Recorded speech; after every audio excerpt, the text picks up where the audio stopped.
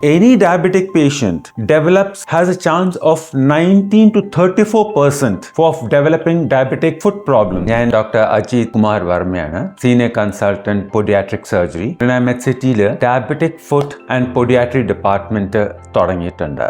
Diabetic foot importance എന്താണെന്ന് വെച്ചാൽ ലോകത്തിൽ ഇന്ത്യ നമ്പർ 2 ആണ് ഇൻ ഡയബറ്റിക് പോപ്പുലേഷൻ. അതൊരു വലിയ നമ്പറാണ്. ഒരു ഡയബറ്റിക് പേഷ്യന്റിന് ലോലം ആംപ്യൂട്ടേഷൻ, കാല് മുറിക്കേണ്ട അവസ്ഥ 20% ആണെന്നാണ് സ്റ്റഡീസ് പറയുന്നത്. ഇതൊരു വലിയ എക്കണോമിക് ആൻഡ് സോഷ്യൽ പ്രോബ്ലം ആണ്. ഡയബറ്റിസ് ഉണ്ടായാൽ പാദത്തിലെ പ്രശ്നങ്ങൾ ഉണ്ടാവാതിരിക്കാൻ നമ്മൾ നന്നായിട്ട് കെയർ എടുക്കണം. പ്രോപ്പർ ഫുഡ് കെയർ, അതേപോലെ തന്നെ പ്രോപ്പർ ഡയബറ്റിക് ചെരുപ്പുണ്ട്, അതൊക്കെ ഉപയോഗിച്ചാൽ നമുക്ക് പരമാവധി പാദത്തിലുണ്ടാകുന്ന പ്രശ്നങ്ങൾ, ഇൻഫെക്ഷനൊക്കെ കൺട്രോൾ ചെയ്യാൻ പറ്റും. അതിൻ്റെ ഫുഡ് കെയർ എന്ന് പറഞ്ഞാൽ നമ്മൾ എന്നും മോയ്സ്ചറൈസിങ് ക്രീംസ്, തൊലി സോഫ്റ്റ് ആക്കി വെക്കാൻ വാസലീൻ അല്ലെങ്കിൽ യൂറിയ ക്രീം, ഏതെങ്കിലും ഒരു നല്ല മോയ്സ്ചറൈസിങ് ക്രീംസ് പാദത്തിൽ പെരട്ടുക. ഡെയിലി ഒക്കെങ്കിൽ രാവിലെ വൈകിട്ടോ അല്ലെങ്കിൽ ഒരു പ്രാവശ്യമെങ്കിലും പെരട്ടുക.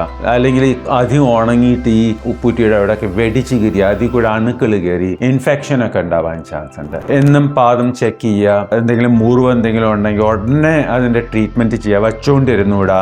വിരലിനെ ഇടുക്കിൽ നോക്കുക, പൂപ്പലൊന്നും പാടില്ല.